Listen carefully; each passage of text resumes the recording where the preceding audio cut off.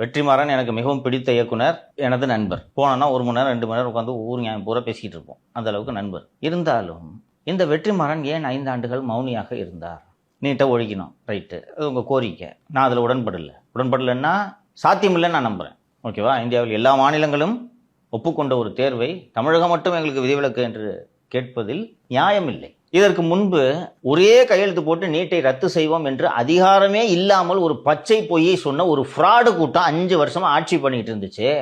அந்த 5 ஆண்டுகளில் நீட் தொடர்பான தற்கொலைகள் நடக்கவில்லையா? நடந்துச்சுல்ல?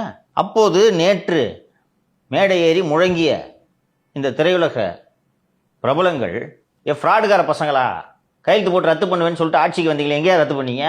அவங்க ஆட்சியில இல்லாத போது கூட அவங்கள கை நீட்டி கேள்வி கேட்க பயப்படுறாங்க சார் என்று இவர்கள் கேள்வியை எழுப்பியிருக்க வேண்டுமா இல்லையா? அதான் அமீர் அவர்கள்லாம் பேசுவார் மேடையில்.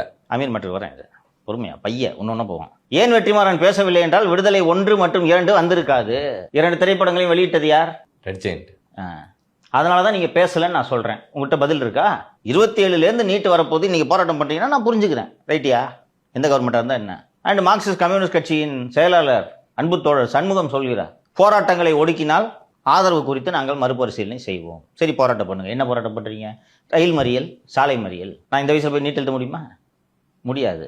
நான் பஸ்லேயே ட்ரெயின்லேயே போயிட்டுருக்கேன்னா என்ன 5 மணி நேரம் நிற்க வச்சிங்கன்னா நான் துன்பப்படுறதே ஒரு அரசு வேடிக்கை பார்த்து கொண்டிருக்க முடியுமா? நான் பரவாயில்ல, அட்ஜஸ்ட் பண்ணிக்குவேன்.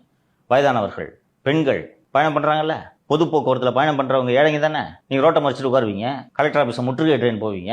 இது ஒரு அரசு, போய் முற்றுகையிடுங்கப்பா, போய் உள்ளே போய் பயில கீழே கொளுத்துங்க என்று வேடிக்கை பார்த்து கொண்டிருக்க முடியுமா? லா அண்ட் ஆர்டர், பப்ளிக் ஆர்டரை மெயின்டைன் பண்ண வேண்டியது ஒரு அரசின் தலையாய கடமை. நான் இந்த அரசிடம் இந்த நேரத்தில் ஒரு கோரிக்கையை வைக்க விரும்புகிறேன். டெல்லியில் ஜந்தர் மந்தர்ன்றது போராட்டத்துக்கென்றே இருக்கக்கூடிய நிரந்தரமான இடம். யார் வேணாலும் ஒரு அனுமதி வாங்கிக்கிட்டு போய் போராட்டம் நடத்தலாம், கூடிக்கலாம். டாய்லெட் ஃபெசிலிட்டிலாம் எல்லாம் அரேஞ்ச் பண்ணியிருக்காங்க. இங்கே ஒரு கணிசமான கூட்டம் சேர்வதற்கு அங்கே இடம் இருக்கு. சென்னையில் இது போன்ற இடம் எங்கேயும் இல்லை. வள்ளுவர் கோட்டம் சார், மெரினா சின்ன இடமா? வர மெரினா அது ரொம்ப பெருசுப்பா.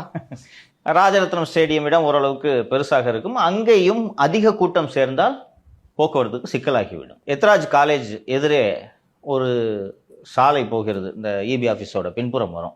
அந்த இடத்தில் அனுமதி கொடுத்து கொண்டிருந்தார்கள். அதுபோல் ஏதாவது ஒரு இடத்தை தேர்ந்தெடுத்து, அல்லது ஊருக்கு ஒதுக்குப்புறமாக ஒரு இடம், ஆம்ஸ்டாங் அண்ணனுக்கு சமாதி கொடுத்தீங்களா அது மாதிரி ஒரு இடம், புத்தேரி கித்தேரின்னு இடத்தை ஒதுக்கி கொடுங்கள். இது தேவையும் கூட.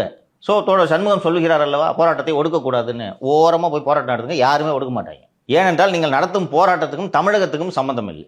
ஏன் இப்படி நான் சொல்கிறேன் என்றால், தமிழ்நாடு அரசு என்ன சார் பண்ண முடியும்?